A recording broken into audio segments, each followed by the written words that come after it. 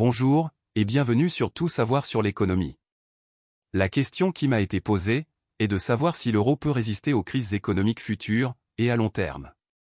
Toutefois, la réponse est complexe et dépend de nombreux facteurs.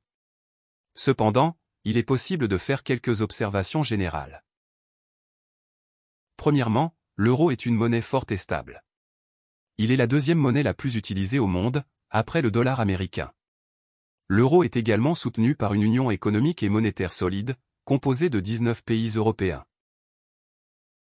Deuxièmement, l'euro a fait preuve de résilience face aux crises économiques passées. Il a survécu à la crise financière de 2008 et à la crise de la dette de la zone euro en 2010. Troisièmement, l'euro est une monnaie flexible. Cela signifie qu'elle peut s'adapter au changement des conditions économiques.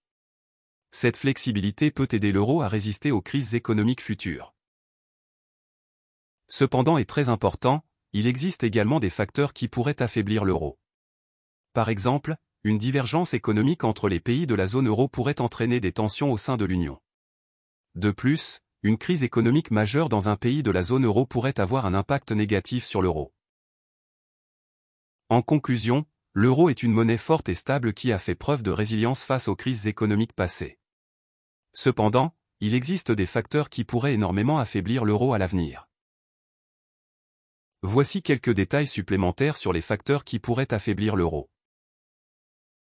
Divergence économique. Si les pays de la zone euro ne parviennent pas à converger économiquement, cela pourrait entraîner des tensions au sein de l'Union. Par exemple, si un pays de la zone euro connaît une croissance économique plus rapide que les autres, cela pourrait entraîner une inflation plus élevée dans ce pays. Cela pourrait rendre la monnaie de ce pays moins compétitive et pourrait entraîner une sortie de capitaux de ce pays. Crise économique majeure. Une crise économique majeure dans un pays de la zone euro pourrait avoir un impact très négatif sur l'euro. Par exemple, si un pays de la zone euro connaît une récession, cela pourrait entraîner une augmentation du chômage et une baisse de la consommation. Cela pourrait aussi réduire la demande de biens et services dans la zone euro, ce qui pourrait entraîner de facto une baisse de la valeur de l'euro.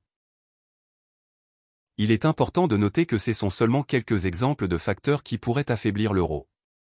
Il est donc important de souligner aussi qu'il est impossible de prédire avec certitude ce qui se passera dans le futur, sans prendre en compte plusieurs facteurs économiques dans le monde et en Europe.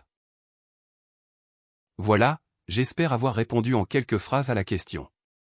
Si vous avez apprécié, merci de mettre un like, et à la prochaine vidéo.